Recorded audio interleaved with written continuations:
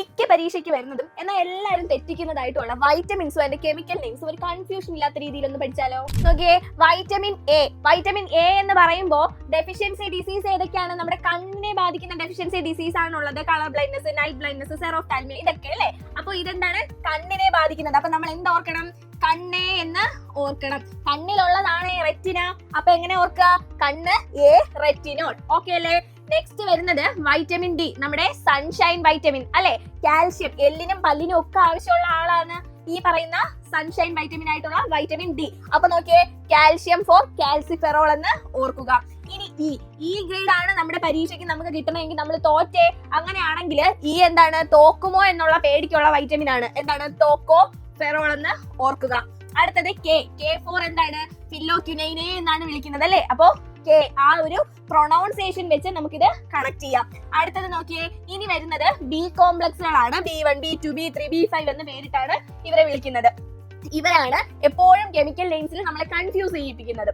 നോക്കിക്കേ, B1ഉം B2ഉം നമുക്ക് എന്ത് ചെയ്യാം? ഒരുമിച്ച് അങ്ങ് പഠിക്കാം. എങ്ങനെയാണ്? നമ്മൾ ആദ്യമായിട്ട് സ്കൂളിൽ പോയി ജോയിൻ ചെയ്യുമ്പോൾ നമ്മൾ പഠിക്കുന്നത് തറ എന്നാണ് അല്ലെ. എന്ത് പഠിക്കും? തറ എന്ന് പഠിക്കും.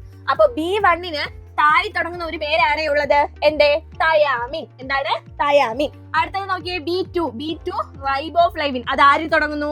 ഈ പറയുന്ന റാ വെച്ച് നമുക്ക് കണക്ട് ചെയ്യാം. ഇനി B3 നോക്കിയേ, ഇങ്ങനെയല്ലേ 3 എഴുതുന്നത്. ഇതിനെതാ തിരിച്ചിട്ടാൽ നമുക്ക് എന്ത് കിട്ടി? നാ കിട്ടി.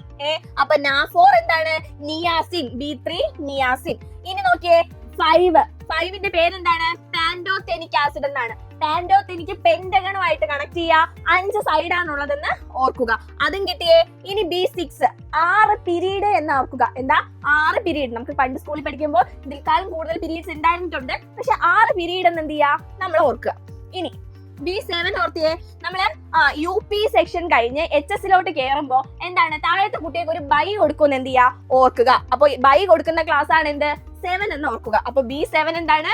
ബയോട്ടിക്. ഇനി B9 ഫോളിക് ആസിഡ് ആണ് പേര്.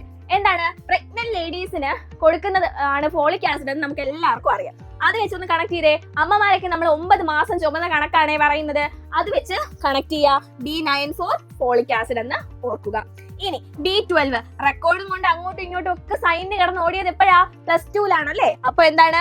സയാനോ കൊബാലമിൻ ആണ് B12 എന്ന് പറയുന്നത്. അടുത്തത് വൈറ്റമിൻ സി. അസ്കോർബിക് ആസിഡ് ആണെന്ന് അറിയാത്ത ആരും തന്നെ കാണില്ല. എങ്കിലും എന്ത് പഠിക്കാം? ജസ്റ്റ് ഒന്ന് ഓർക്കാൻ, വൈറ്റമിൻ സി, അസ്കോർബിക് ആസിഡിൽ സി ഉണ്ട്. ഇയാളുടെ ഡിസീസ് ആയ സ്കർവിക്കും ഒരു സി വരുന്നുണ്ട്. ഇങ്ങനെ ഓർത്തിരിക്കാം.